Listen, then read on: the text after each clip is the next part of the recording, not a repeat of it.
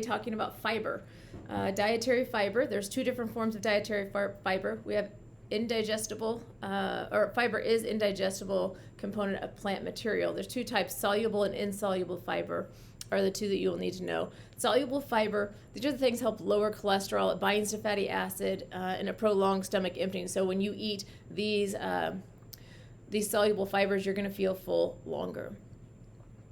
Examples, nuts, barley, seeds, and bran. Insoluble fiber, these are probably a little bit more common, but whole wheat, wheat bran, and seeds. These pass through our intestines largely intact, which is going to act as a scrub brush to scrub out the colon and prevent colon cancer later in life. Fiber. Let's look at percent daily values next. Percent daily values help the consumers, or help us, use food label information in diet planning. Daily reference values are based on the number of calories consumed per day, and that is 2,000 calories. So this is, I know it's hard to see, it's kind of small, but 12 grams of fat, which is 18% of somebody with a 2,000 calorie diet's daily needs.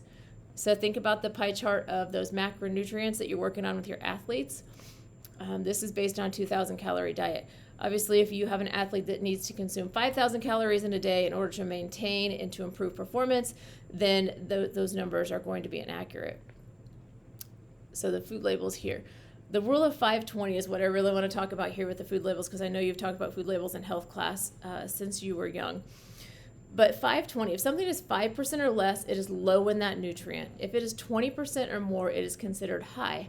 So something like calcium, we would want a high calcium food. That would be a good thing. And we can look at this. This is a macaroni and cheese label. And if you go down to calcium, it is 20%. So this food label is a food label for a high calcium food or product.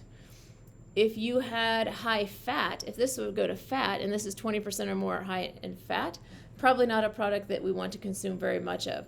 Vitamin A would be a good thing. Vitamin C, it would be good to be high in that. So 520, that's just a general rule that you can quickly look at a food label and you can see where you're at.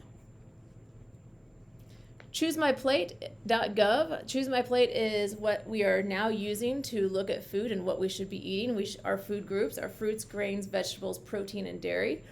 Probably the easiest way that we've had to look at what we should be consuming in our diets, plate, since we all eat on plates. And it kind of shows you the portion there, what portion should be protein, vegetables, fruits, and grains, and then the dairy up on the side.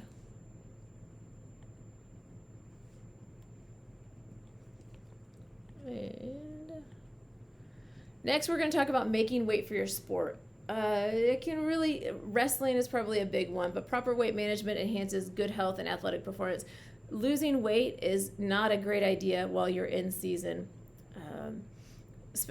I know that with weight classes, people are trying to make a certain weight class in order to wrestle, but not a good idea to do that during the season. Gaining weight, we want to increase lean body mass. We don't just want to add fat. We want to add muscle mass for better performance. Losing weight, just restricted calorie intake. This can also lead to that relative energy deficiency that I talked about in class. Pre-game nutrition. Pre-game meals should limit protein intake and concentrate on carbohydrates. So we know carbohydrates are an athlete's main source of energy. So with some examples here, 1.5 cups of pasta with 1.5 cups tomato, meat sauce, bread, milk, orange juice, oatmeal raisin cookie, and water. That could be an example of a pre-game meal.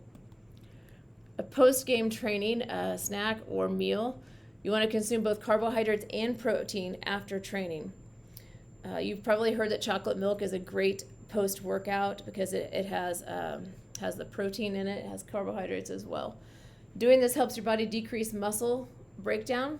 It increases muscle growth, which is what we're wanting, because when we exercise, we're working out in the weight room, our muscles are breaking down, so we want to decrease that. We want to increase muscle growth. We want to restore glycogen and enhance recovery. The quicker we can recover, the more we can lift again, the better off we're going to be. So post-training nutrition, so carbohydrates and protein. Timing meals before events. 8 a.m., a road race or swim meet. Meals the night before. Eat a high carbohydrate dinner and drink extra water. The morning of the race, around 6 a.m., eat a light, maybe a 200 to 400 calorie meal, banana and a yogurt, or a sports bar and drink extra water. If you want a bigger meal, you need to get up earlier before that race. Time, a 10 a.m. soccer game. Meals the night before, you might eat carbohydrates, a high carbohydrate meal, drink extra water the morning of the event around 7 a.m. You want to eat a breakfast, a good breakfast. This will prevent fatigue resulting from lower blood sugar levels. If you had a 2 o'clock event, a wrestling or track meet, the day of, eat a big high carbohydrate breakfast and a light lunch, or eat a substantial breakfast at 10 a.m. If you have an 8 p.m. game, which a lot of you have 7 or 8 p.m. games, such as basketball or football, the day of the event, eat a high carbohydrate breakfast and a high carbohydrate lunch, and then your dinner. It depends on what you personally can tolerate, but probably a lighter meal around 6 o'clock. Body mass index is something I'll talk about very quickly because some of the inaccuracies are with athletes and the amount of muscle that we carry. So BMI stands for body mass index. It's an indicator of total body fat. If you are below 16, you would be considered underweight. 16 to 25 would be a normal range. 25 to 30 is overweight, and 30 plus is obese. There are many limitations to this. I think, here we go. Here's a BMI chart. So you can find your height. So if I'm 67 inches and I weigh about 130, you can see that my BMI is around 20. Other limitations, that may overestimate body fat in athletes and others who have a muscular build, because it's just taking your height and weight ratio. So if you're the same height and the same weight as somebody else that doesn't lift weights and is not an athlete, you would have the same BMI. But we know that your body composition is not the same as that non-athlete. May also underestimate body fat in older persons because of loss of muscle mass. There's your chart again if you want to look at that. This side is your height in inches, and then you go across and find your weight. So I'm 5'7", which is 67 inches, 130 pounds. I follow that up to get my BMI as 20. So I'd like you to do that for yours.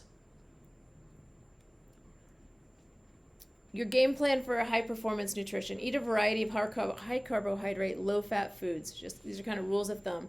Drink enough fluids to avoid dehydration, and take supplements only when necessary. Conclusion, I believe this might be in your notes, wrapping up your notes, but proper nutrition reduces the likelihood of injury and allows higher performance levels. So even if you think you're a good athlete now and you're eating junk and you're not properly hydrating, you're not properly fueling your body, your performance could be increased by taking care of yourself and feeding yourself right. As athletes become aware of the nutritional components of their diet, they may face fewer performance issues. And the big thing why we're talking about this, can reduce injuries. All right, so that wraps up our notes. You need to have these complete. We will have a test over this material. You will also be using some of this material in your 8-slide presentation where you are choosing an athlete and you're doing research on sports nutrition for that athlete. We will see you in class.